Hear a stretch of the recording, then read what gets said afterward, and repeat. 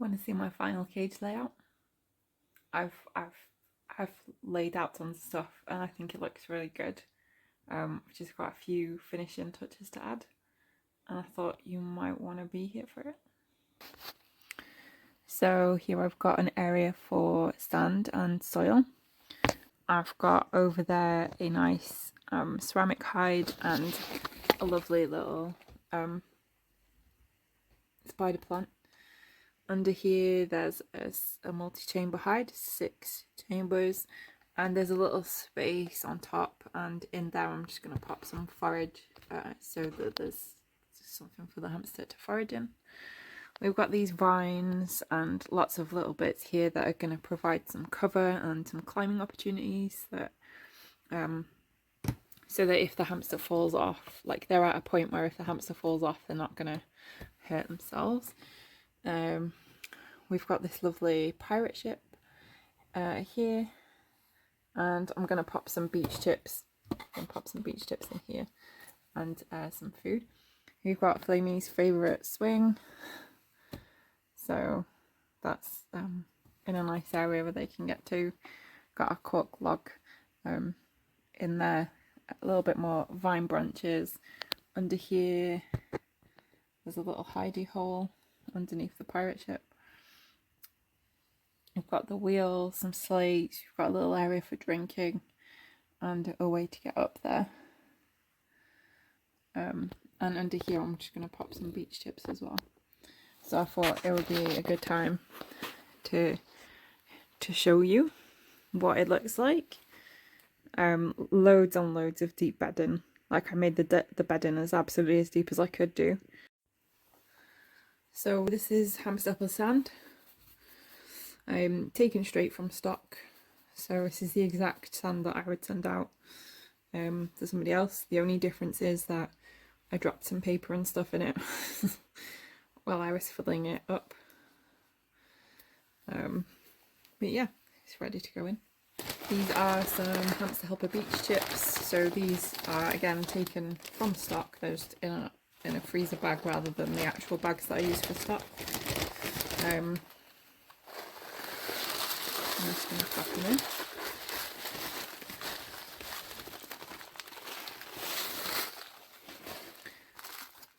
You don't really need to be too deep, that's about right. So it's a nice little area for the hamster to forage in. Before I get a hamster, or before the hamster arrives, I'll be sprinkling food in here for them to forage. But for now I'm just going to leave it because I want everything to be as fresh as possible. A little secret space under there. I think that's going to be a really cool place for the hamster to just be like foraging. I think it's just going to be like, Flamey used to like having little secret spaces, so I think it's going to be kind of cool. And there's the sand over there. Next up, I'm just going to pop some beach chips in there. So I've got a few left in here.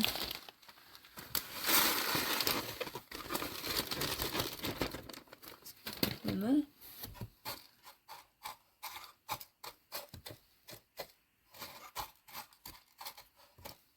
And I think it'll just adds a little bit of something interesting and an interesting texture.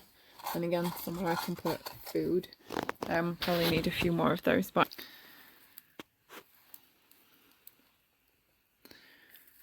so first up is broomcorn. This is an absolute chonker of a spray, and I think I'll probably be using it to give some sort of cover over here.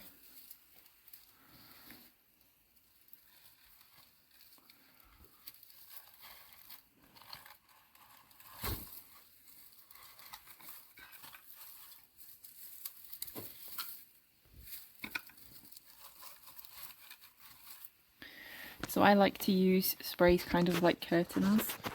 So you can see that this spray I've kind of spread out a little bit. So it's being held by the vine branch a little bit more. But it gives the kind of illusion of cover. So the hamster can come through here, and there's a little bit of cover, there's a little bit of cover over here. So it's just little areas for the hamster to kind of feel like, you know, they're not going to be seen as much. These little panicle grasses are some of my favourite for cover because they just like naturally flop over. So I'm just going to pop that in there. And that's just going to give a little bit of cover. You may have seen videos of people using like long thin spray putting in things, but actually a kebab skewer will work just as well, or a knitted needle or anything like that will help you pop in sprays when you've got like quite thick bedding. So you can just stick the needle in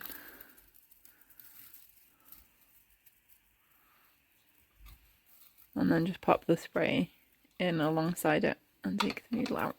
Obviously do not do this if your hamster's under the fluff.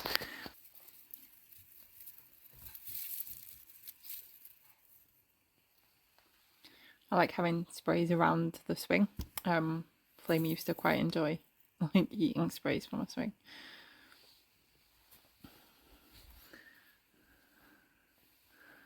I'm also going to put one there.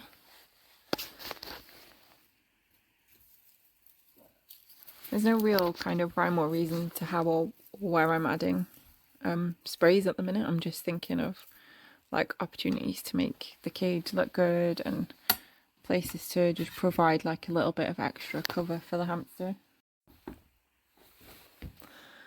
Okay, so this is how far I've gotten. I had to stop the video because I just couldn't do it with one hand. But as you can see, I've kind of taken areas like this and put sprays on them just to give them a little bit more cover. I think I'm probably going to need a bit more around the sand bath probably. And I probably want to put something around that hide there to give it a little bit more cover. But other than that, I think we're looking good. I'm not kind of sure about the slate placement here, so I might do something about that. I've got two different types of water just to see what works. So I've got this bottle which is adjustable, and we'll give that a try with the bottle. But I've also got this lovely little pot here which was given to me by the lovely Worry Princess account. So I'm going to try both and see which the hamster prefers. And I think it's probably worth noting as well at this stage that, you know, this cage, like I've put it together with the best intentions and, you know, thinking about little places where the hamster can hide and stuff like that. But until a little one goes in there, you just don't know. Like, they can use the space differently.